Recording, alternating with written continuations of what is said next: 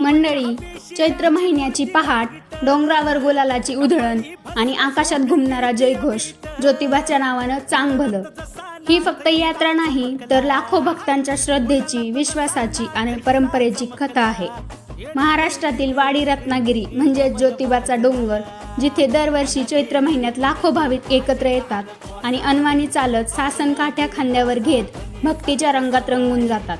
पण तुम्हाला माहिती आहे का, हे ज्योतिबा देव नेमके कोण आहेत? हे भगवान शिवांचे अवतार मानले जातात आणि देवीचे पती. ही कथा आहे शक्ती आणि भक्तीच्या संगमाची. असं सांगितलं जातं की या भूमीत रत्नासुरांसारख्या राक्षसांनी उत्पात माजवला होता. तेव्हा ज्योतिबा देव अवतरले आणि त्या दुष्ट शक्तीवर विजय मिळवून या पवित्र भूमीचे रक्षण केले. म्हणूनच त्यांना क्षेत्रपाल देवही म्हणतात.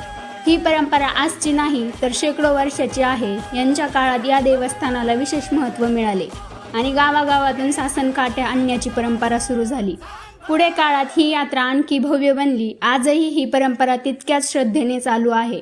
गुढीपाडव्यापासून सुरू होणारी ही यात्रा चैत्र पौर्णिमेला आपल्या शिखरावर पोहोचते आणि उद्याच म्हणजे 1 एप्रिलला मुख्य दिवस आहे, ज्या दिवशी ज्योतिबा देवाने राक्षसांवर विजय मिळवला अशी मान्यता आहे. उद्या हा दिवस संपूर्ण डोंगर गुलालाने न्हावून निघेल. लाखो भक्त एकाच आवाजात ओरडतील, ज्योतिबाच्या नावानं चांग भलं. तो क्षण अंगावर रोमांच आणणारा असेल. या यात्रेची खास ओळख म्हणजे सासन काठ्या म्हणजेच मानाच्या काठ्या. प्रत्येक गावचा मान, प्रत्येक काठीमागे असते श्रद्धा, इतिहास आणि अभिमान. गुलाल जो आनंद, विजय आणि भक्तीचं प्रतीक आहे. अनवाणी चालणं म्हणजे केवळ परंपरा नाही तर तो श्रद्धेचा मार्ग. ही यात्रा शिकवते विश्वास, एकता आणि भक्तीची खरी ताकद.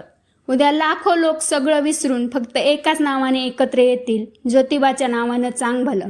मित्रांनो, तुम्ही कधी गेला आहात का ज्योतिबाच्या दर्शनाला आणि उद्या यात्रेला जाणार आहात का? कमेंटमध्ये नक्की सांगा.